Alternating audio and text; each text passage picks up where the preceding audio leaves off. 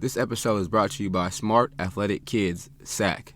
It's a community organization focused on smart athletic kids who strive to maintain a GPA of 3.5 or better, dynamic athletes committed to greatness. Hashtag Smart Athletic Kids, SAC.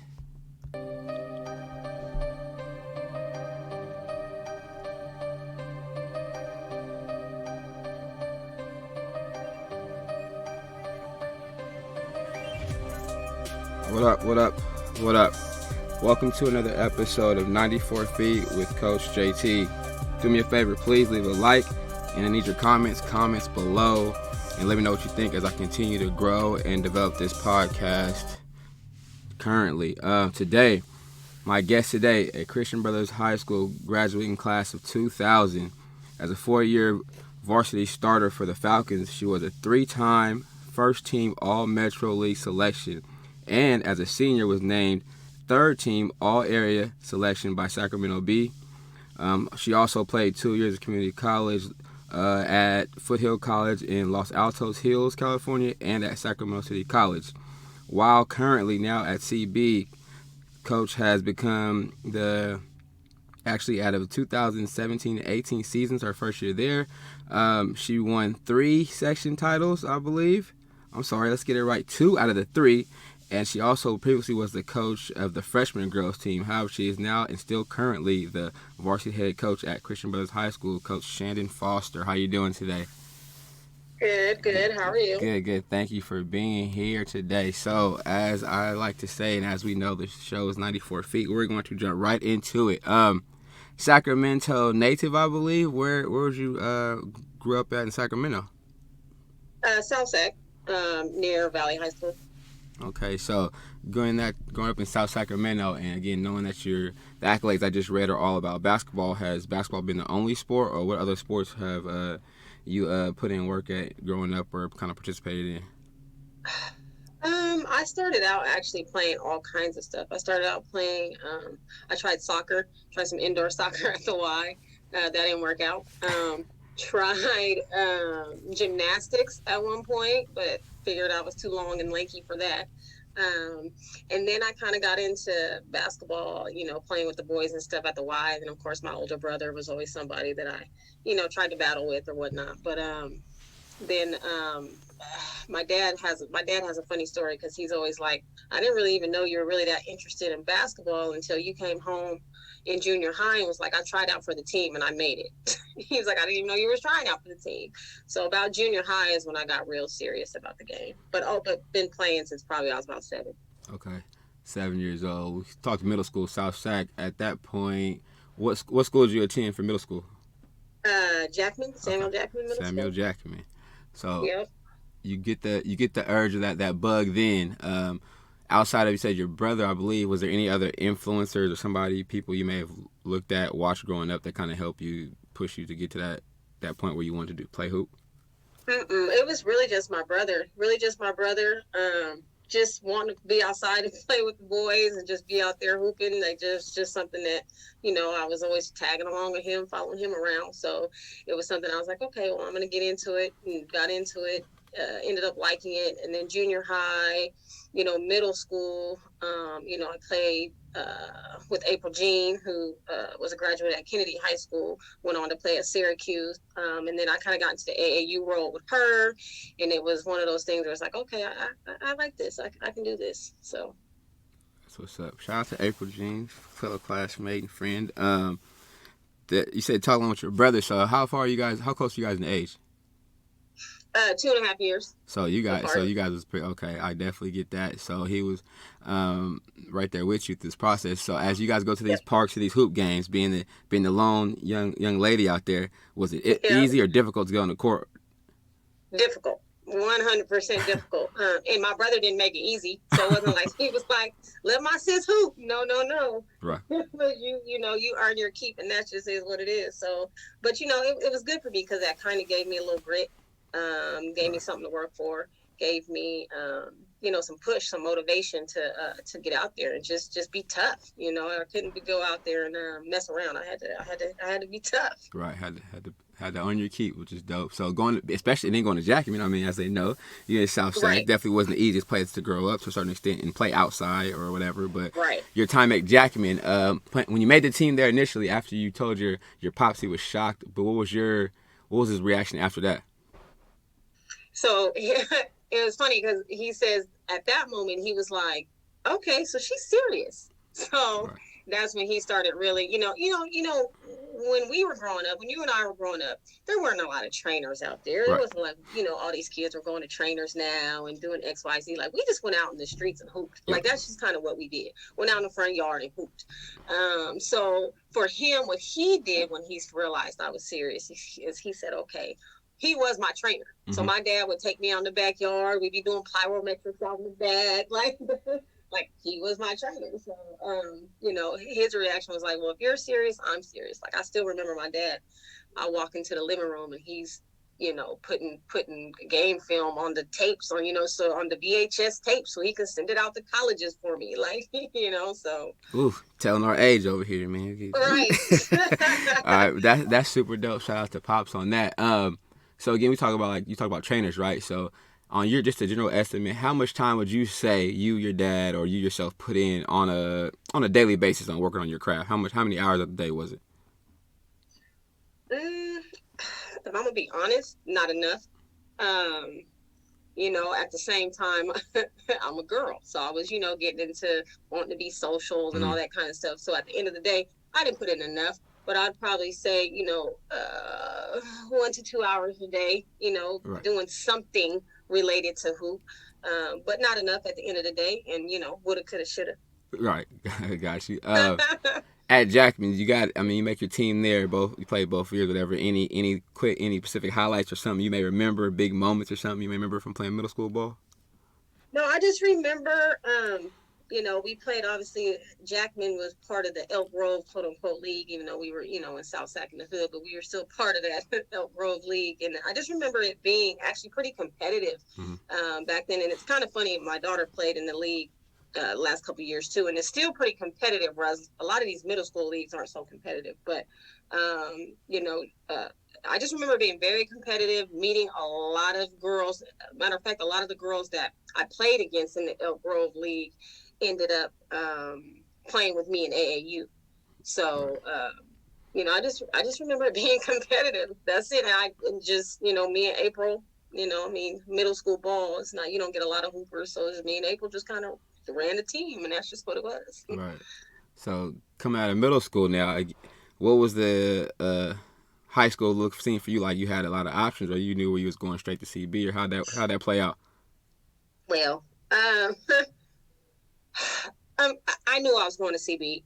My brother was already there. My dad was in a position where he was kind of like, at the end of the day, it's bigger than hoop. It's bigger than I didn't go to Christian Brothers for hoop. Mm-hmm. When I was going to Christian Brothers, even prior to me, the program wasn't great.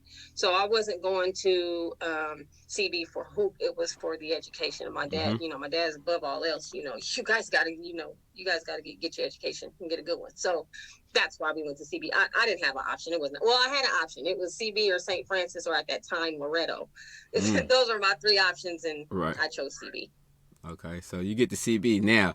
Coming from, you knew your brother already been there, so you knew what the scenery looked like a little bit, but actually now going on campus, what are some first impressions just as far as we're going from Jackman, now I'm actually physically on a school campus in Oak Park. Right. It was a little bit of a culture shock, I'm not gonna lie. I grew up in South Sac. You know what I mean? I went to school, my elementary school years and middle school years in South Sac. So, I'm used to seeing a certain, people and, things like that. So it was a culture shock. I like to think that I can acclimate well to different situations. So, I just went in, and it was good that my brother was already there. It's always good, I think, when kids are into some kind of extracurricular, like sports or whatever, because Mm-hmm. when you do go to a brand new campus, it's easier to kind of make friends, fit in, because you have that bond with somebody, whether it's basketball, football, whether you're in the band. Like, it really doesn't matter. Like, if you're doing some kind of extracurricular, it's kind of easier to kind of, even though you're stepping onto something brand new, to kind of make friends and things like that. So it was a culture shock, but, more of a more of a shock educationally than anything. CB is a very strong academic school and expects a lot. And I can remember struggling my first semester. And this is coming from a kid that's used to getting a 3.8 in school. You know what I mean? And I hit CB and was like, oh wait, Yeah. what? So that was hard, but I figured it out. I figured it out. Super dope. Shout out to Charles Mack Elementary. So, Right. man, I still got some pictures, man. I ain't gonna post them though. Yeah, let's not do that. Thanks. Yeah. So even going to middle school, as far as getting to high school physically, but then also at this point, where would you say your game is at? Just rate your game as an 8th grader going 9th grade, like 9 to 10, 10 being on point. Where would you say your game is at basketball wise going into high school? Going into high school, my game was probably at a 5. Okay. So let's be real. Just going into high school, I played the post. Now, mind you, I stopped growing once I was taller than everybody. So of course I get thrown into the post. But once I hit my freshman year, I stopped growing. I stopped at 5'8". So I stopped growing. But I still played the post my freshman year. I was down there battling with big old 6 foots and, but my game, it wasn't there. Like I still remember, like, I shot free throws funny and just, I didn't have a jumper to save my life, but I didn't care. I wasn't scared. I played hard.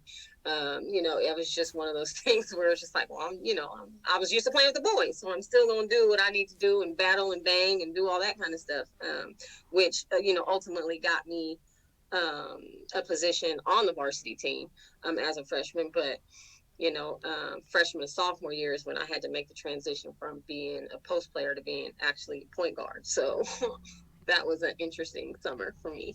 Right. So varsity, your first year. Yeah. What was the family? What was Pop's vibe like that? I mean, as far as making a varsity team, Of course, he was excited. He was, dope. I don't know that he expected it so much, Uh-huh. but he was like, all right, well, it's go time. Pop's never, like, I can say for the most part, he never put a lot of pressure on me, so to speak. He kind of let me do things. Not that he didn't, there were times where he, got at me a little bit, but for the most part, he just kind of let me do me, and there wasn't a lot of pressure coming from him. So that, I think back on that, and that's nice. Sometimes I got to remember that with my own kid, but yeah. Right. Okay. So going there to play your freshman year, get some time. What about playing time? Did it come a lot, a little in spurts, or what during that first year? So I didn't, when I first got there, I didn't start. I wasn't in the starting lineup. It came fairly quickly. If I can remember correctly, it was probably, maybe a month in or so, I finally earned a starting spot in the post position. So I was still playing post, but yeah, I finally earned a starting spot. The girls were nice.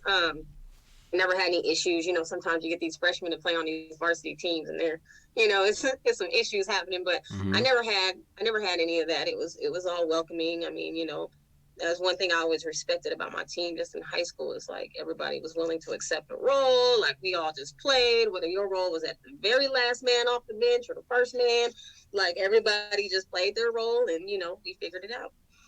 Okay. So that goes well for you, I take it, after that freshman year as far as that. But what about the learning curve or what was your off season like? Like what did you have to think you had to improve on or bring to the table to kind of even enhance your skill, ability, all that stuff going further after freshman year? So after freshman year, our point guard transferred out of the school. So when she moved, we didn't really have a true point guard. And it was one of those things, Pops, the coach, was kind of like, hey, you're next in line. And I'm like, point guard? Like, what? Like, I'm used to being down here and drop stepping. Like, y'all want me to, Yeah. y'all want me to point? So it was, my dad put me in a bunch of camps. I remember going to a UC Davis camp. I remember going to some Pistol Pete camp. and just working on my handle. It was all about my handle. I changed my shot form a little bit, and it was work. That summer was work. It was a lot of work that summer. That's what's up. So you go through, make that transition, get some work in. Give me a couple highlights from the overall seasons at Christian Brothers. We had some. We made playoffs every year at CB, so that was always something that was exciting and for me, and just fun. We always have our games against St. Francis, which is our biggest rival, and winning one or two of those are always big highlights at CB. We couldn't make it usually out of the first or second round of playoffs, but that was just what it was. So that was. I wish there was a bigger we won this year. Yeah. Nah, but What about life. Individually though? A couple big games? Individually, in all honesty, I was one of those players. I don't know if you were like this, but I was one of those players where I didn't really track my in game. Like, my brother would be able to come up to the court and be like, I had 32, and I'd be like, hey, let me see the book, because I don't even know. Like, that just was never me. Right. So I don't know. I'm sure I had some, high, scoring games. I remember being interviewed, Joe Davison's still around. I remember being interviewed by him after a couple games and being on a couple of his little shows. He had a prep sports show. So I remember those things. Those are always fun to do and exciting, as a teenager. But, I couldn't tell you like, oh, yeah, I scored 32 one game. No, because that just wasn't me. Yeah. I can't relate because I couldn't score the ball like you. So I'd have to worry about that. but I will say, let's talk Holy Hoops. How was that environment for you as a player? It's funny because Holy Hoops, when I was playing, wasn't Holy Hoops. So it was St. Francis was actually in our league. Right. We played them twice. Okay, so your league opponent. Yeah. Yeah, we played them twice a year. So although it was a big game and they've always been our rival, it's never. When I first coached a Holy Hoops game, I was in awe. I was like, what is going on? Because yes, we'd have a few more people in the crowd at our games against St. Francis, but nothing like it was with the student section and all, nothing. So, although they were big games and there were more people and, all that, it doesn't compare to what it is now. Okay. At all. Right. Yeah, I'm sure that. I definitely, I can see that because the videos and the scenery is crazy. Yeah. Getting ready to go through high school or senior year. Again, we know now this whole process is crazy, right? As far as recruiting, right. You had anything on the table, any options, or what was your mindset after you finished your last game at the high school, and then now what's your thinking at this point going forward? What's next? I had some smaller NAIAs and things like that. Kind of interested. But advice from pops and just talking to people, AAU coach and things like that. It was like, hey, let's go JC first. Let's see what we can get out of there. That's how I ended up at Foothill College in Los Altos. They were actually, when I went, they were actually really good as far as a program. So they were getting kids out. And so that was kind of my, my ideal was to go there and then get out from there. So you get to Foothill, not too far from home, close enough to get people come see you play. How was that first season there? It was good. Hindsight's 20. Like, I look back and I'm like, I left Foothill after my first year. I probably shouldn't have did it, but I left Foothill after my first year, being a teenager. Oh, to coach this, to coach that, and it wasn't anything. It wasn't anything where it was I wasn't getting playing time or, I was being a teenager and wanted to come home. So I came home, and then that's how I ended up at Sac City. Okay. Get back. Yeah. Come back to the crib. Get to Sac City. Just jump right in or kind of had to work your way in or sit out of you, or what was that like? No, I came back, and I immediately kind of started going to their little summer workouts. They'd have their little open gyms. That's where I met Coach Carmichael. Mm-hmm. And kind of in there and just, just doing, working out and talk to him. And he's like, I tried to recruit you right out of high school and you you didn't come. Mm-hmm. And so I was like, okay, so I just sat around, I was like, all right, decided to go ahead and play at City. And then I tore my ACL, so there's that. ACL injury definitely is a tough one. Carmichael, though, let's talk Carmichael real quick. Yeah. Initial thoughts with that guy and his energy. How was that as a kid, though? As a kid, I loved him. Like, it's either you love him as a kid or you don't like him. Like, you think he is obnoxious and the worst. Like, it's either you love him as a kid or you think he's the worst. But it's hard not to love Coach Carmichael. Mm-hmm. Like, he reminds me a lot of Coach Carter from and so he's just very real, especially at the college level. At the high school level, obviously he had to tone it down, bring it back, right? Because we're at the high school level. But at the college level, he was very direct, to the point, but also you knew that he genuinely cared about you. Mm-hmm. And that to me is like, that's a coach. You know what I mean? Like, coach them hard. Be direct, call them out on their stuff. But at the end of the day, it's all love. Like, you couldn't help but love them. Like, he could be mad at me one day and yelling at me and in my, all up in my stuff. But that's okay. I'm going to still walk into his office. Hey, coach, want Jamba Juice? Like, yeah. Like, it just is what it is, you know? Would you say that you picked up some traits from him along the way? Absolutely. Right. Absolutely. And, when I asked him to come back and help coach with me at CB in my first year, my first couple of years, I basically begged and pleaded. And he came back and it was like, oh, I missed him, and mm-hmm. It's like, and I do see the stuff that I picked up from him, especially just personality wise, and coaching, those kind of things. So that's what's up. Good guy, great guy for sure. Yes. You talked about the ACL injury, man. Was that an in-game play, or how'd that happen? Yeah, I don't remember where we were, but we were far. We were somewhere far, over the hill somewhere. And I remember I was shooting, and I remember being kind of nudged out of the air. Mm. I'm a jump shooter, so I jump on my jump shot. So I was being nudged out of the air, and when I landed straight leg, and all my weight went on that one leg, and I heard a pop. And when I fell, and it wasn't really a lot of pain at first, but it was more shock, I think, that more than anything. So when I fell, I looked down and I saw kind of a bulge on the side of my knee. And so natural reaction is what? Grab your knee, pull it back. So I grabbed it, pulled it back, and it popped back. And come to find out, that was my patella popping out of place. But it popped back. And one of my teammates was like, I heard that thing way on the other side of the court. So she heard the snap. So... Wow. Yeah, mentally during that time, what was your mindset at? Because I think, right now we're big in as far as mental health of athletes and kids mm-hmm. in general. But as an athlete, what was your headspace at that point? I checked out. I'm not gonna lie. I checked out. I was done, and it was one of those things where I told myself then, I'm done. Like, I've been playing since I was 7. I don't want to play anymore. Like, and I was done. Like, I wish I wouldn't have, I did all the things to come back. Mm-hmm. I didn't rehab properly, really, I'm gonna be honest, but I was headed to do those things. And then I just stopped.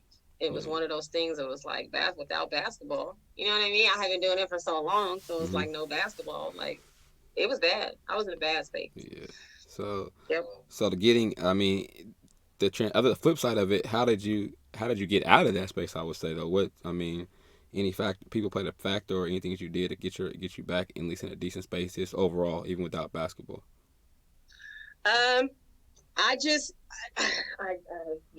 I dove into school, and then I kind of just started working, and that was that. No, there's nothing I did especially to get me out of that headspace. I wish I could tell kids, hey, do X, Y, Z. Actually, I had a player of mine, Chance Sims, who her senior year, the summer of her senior year, she was going to some going to try out at some colleges, Mm-hmm. and she was going to these tryouts, and she actually tore her ACL at a tryout. Mm.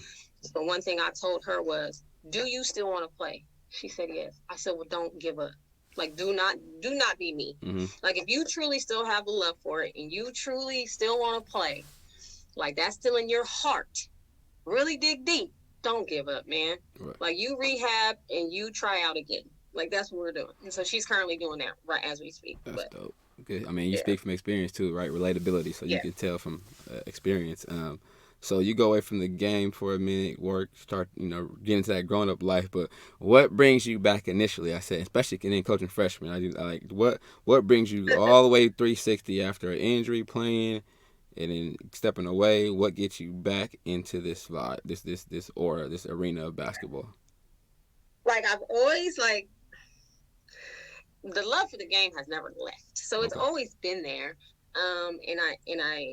One of my actually the assistants that coached with Coach Carmichael was assisting up at CB on the varsity level, and he reached out to me and was like, "Hey, are you interested in coaching?" And I was like, "Nope."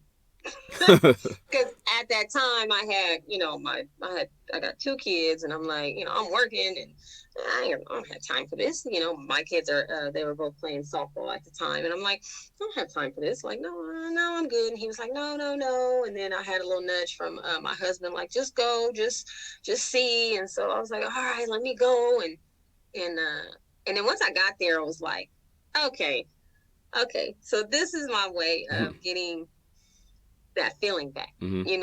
That hoop brings most of us that love hoop. Right. You know what I mean? Coaching, getting down, and I mean, I'm old, but I'm not that old. Hey, so like hey, at that time, it was like, okay, I'm still young enough to kind of be on their level and kind of be able to relate to them. I've played at CB. I've gone to school there. I understand the rigorous, academic side of it, and trying to play sports at the same time. So there was that bond there that was just automatic as soon as I even stepped on with some of the girls. You know what I mean? Just because I've been there, done that. So after that, there was really no convincing. It was like, okay, this is it, huh? This is what I wanted to do. I just didn't know that that's what I wanted to do. That's right. That's what's up. That's dope. You get back home, as they say, go through that's freshman as a freshman coach, and then now let's get to the big jump. It comes around the opportunity to coach the varsity team. What's on your mind just as this opportunity presents itself to you? Again, I was in one of those positions where I was like, varsity? No. Well, okay. So the summer before the previous coach, Ron Gully, stepped down, he had actually invited me up to be his assistant for the next year. So I was, oh, this is perfect. I was like, yes, I can come up, I can learn. Like, this is great, because he actually did he was kind of, I believe, was the start of CB's transition to actually be a contender on the women's side of things. So for me, it was like, this is perfect. This is a perfect opportunity. So I was excited. And then he had decided he was retiring shortly after that. So I was like, oh no, like, what's going on? But I was like, okay, well, I guess they're going to hire somebody new. Like, like, that was in my head. So I wasn't really expecting, like, anything other than that. Probably, honestly, what I was expecting was to go back down to freshman and just coach the freshman team, because whoever knew was coming on was probably going to bring, their own crew or whatnot. So I was like, all right, I'll just go back down and coach freshman. So when the opportunity presented itself to me, I had some doubts, of course, and I was like, oof, but I'm not ready. And then the to uphold what Ron had started was one of those things. It was a little pressure, and I was like, I don't know if I'm ready for this. That's when I leaned on Carmichael a little bit, and initially it was just hey, I need some advice. Hey, can we meet up and we talk through this, that, and the other? It was those kind of conversations. Then it was like, hey, just come on. Like, you don't have to do much. I just need you to be there for some guidance. That's it. And then, finally, eventually, he was like, all right, let's do this. So that's what's up. So you get that first year. Is that what at that time? What league were you guys in your first year? a Cal League, and we're still in the Cal Okay, League. you're in Cal League then. Mm-hmm. Crazy run your first year. First Yeah. year is a league title as well as a section title No, which is kind of funny. We had lost to Vista Del Lago for league. with yes, Yes. which messed us up there. But yeah. So you go through that run, then you go to Vista in league. You get to the playoffs. First year head Mm-hmm. coach, first time Mm-hmm. playoffs. What's your stomach feel like? What's your body like? What's your body feel like at this point in time? Nerves, just very. Again, I put it's probably just self pressure, but I put that pressure on myself of they they they won the section last year, Mm-hmm. like with these girls that are playing right now, which means they should win it again. You know what I mean? So it's one of those things where it's like, oh, you got to make this happen. So just nerves, just nerves. Every game, I mean, I would literally be shaking before games. Mm-hmm. Before games, you probably couldn't tell, but I was nervous. I was definitely nervous. That's dope. So I think your friend. Do you guys win the section that year as well? Is it Yeah, back to we back? won Right. section up at UOP. We had that year was at UOP, and we won sections. I had some phenomenal athletes though. Like I said, Uh-huh. Ron pretty much set me up with Right. gold. You know what I mean? I walked in. It wasn't one of those things where I had to walk in and rebuild. Uh-huh. Like it's none of that. Like he set me up with gold. And so those girls just played, man. They were.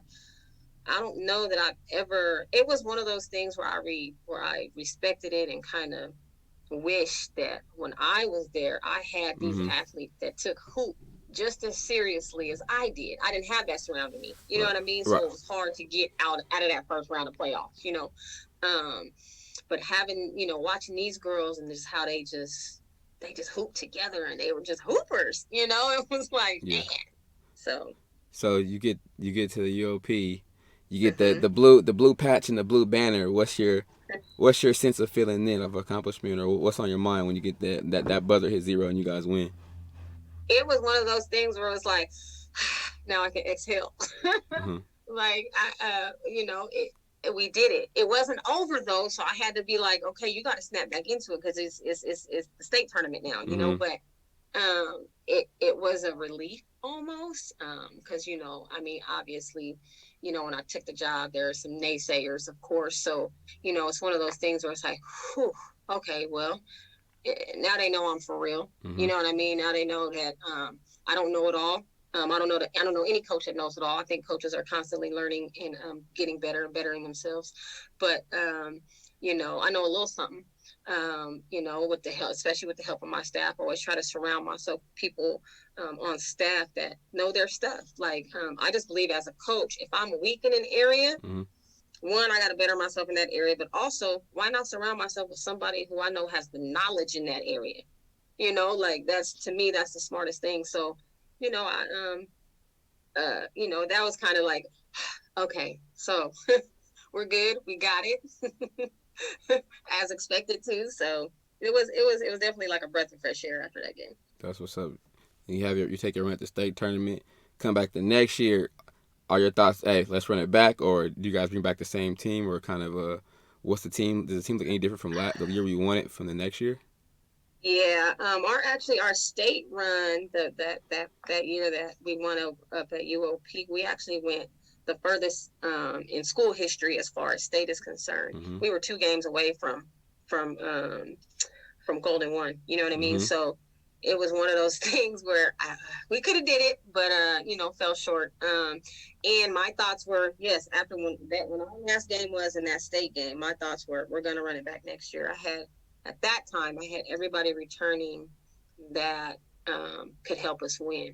I had lost a couple of seniors, but I still think that with the ones that were returning, we definitely had a shot to make it happen. Then I had some kids transfer out and things like that. So that oh yeah, that control put a you can little wrench in control. things. Yeah. So the next year comes up again. I believe you guys are on your way back there. Yeah. Again, but this year you guys made it there. But I think this is the year you lost in the championship for the section. Yeah, we lost in the sections to Bradshaw Christian. It's actually, I think that was a revenge for them because we had ousted them the previous year, the game before the finals. So Okay. I think they were they were out for blood. We started off really slow. Mm-hmm. Bradshaw, I'll give them all the credit. They knew us like the back of their hand.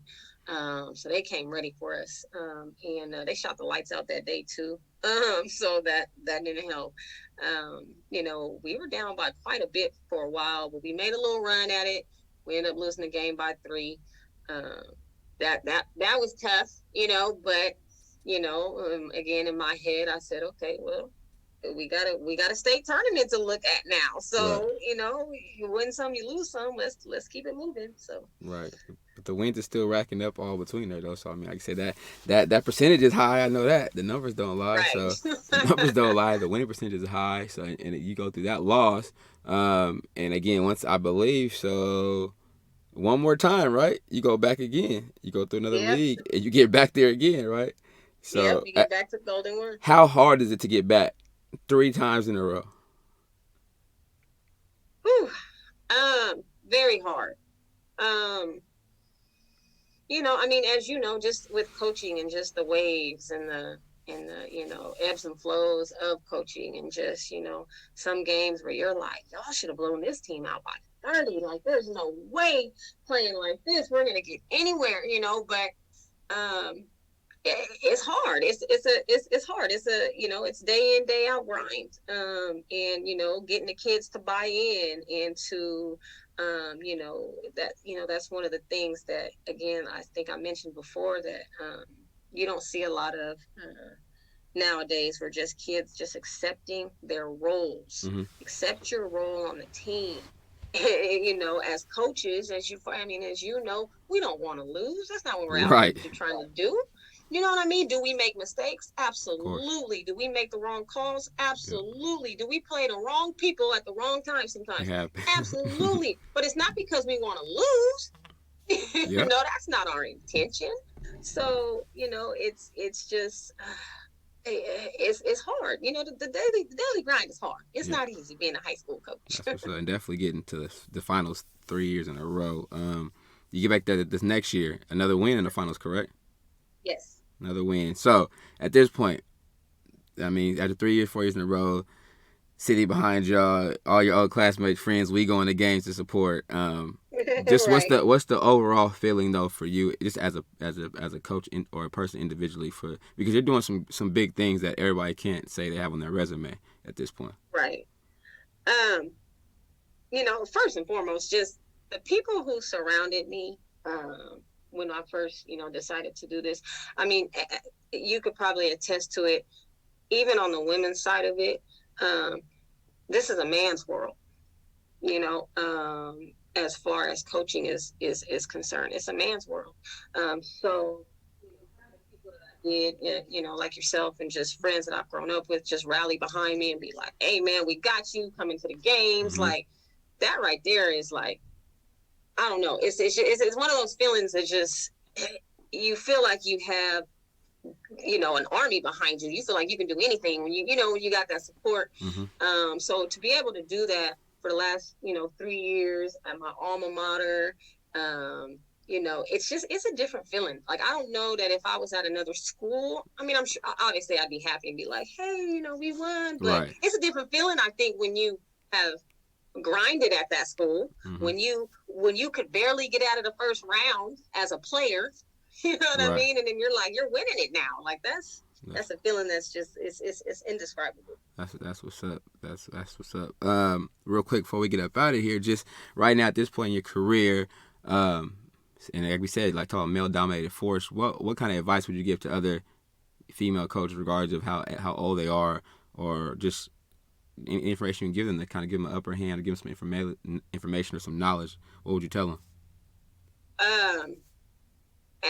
As females, like, we can't be in, obviously you be in competition if we're coaching against each other or whatnot, but at the end of the day, like, we got to rally around each other. Mm-hmm. It's matter of fact, I reach out a lot to Coach Kim over there at Cordova. Like, we chat a lot. Oh, yeah. Game, just gameplay. And like, I asked her for advice. She asked me, like, there's the Delta coach, JC. I reach out to her a lot, like, and she's always, hey, you need anything, like, just as women, like, reach out and be open to that. Like, we can't, it's not that deep. Like, we trying to help each other. We all trying to win out here, Right. so why not rally behind each other and make that happen, Yeah, definitely. That's important. And again, for the kids in our community, our city, especially when we play these other out of town teams, we got to be holding it down for the city for sure. Before anything else. Absolutely. Yeah. So I know again we're getting through this little crazy situation we're going through right now. What just give me a little bit of aspirations, goals maybe you have coming up, whether this year or next fall when we hopefully get back on the court again for your program. We have a lot of fresh faces on our campus. A lot of freshmen coming on that are hoopers that can play. But it's going to be a learning curve, I think, coming up here. But I just, my plan is just to start from the bottom, man. Like, we got to grind out. You guys got to get in here. I had a couple freshmen year or so back. But it's just a matter of we got to grind. We got to get in the gym, which has obviously, as has been hard because, COVID, thank you. But, there's talks of a season. So, this year, my goals for this year, if we play, obviously there's going to be no postseason or anything like that. My goals for this season is to mesh. We got to mesh. Mm-hmm. Let's play with each other now. Let's learn each other. We're going to be around each other for these next 4 years, But, we got some athletes on our team to where we can make big things happen, in the years to come. So now is the perfect time to really figure out what our roles are going to be and go from there. Thank you very much. Y'all heard it right here from the 2-time section champion and head coach at Christian Brothers High School, Coach Foster. Thanks for being here. Appreciate you. Good luck this season, and I'll be in touch. Alrighty. Thank you for having me. All right. Appreciate you. All right. All right. Bye.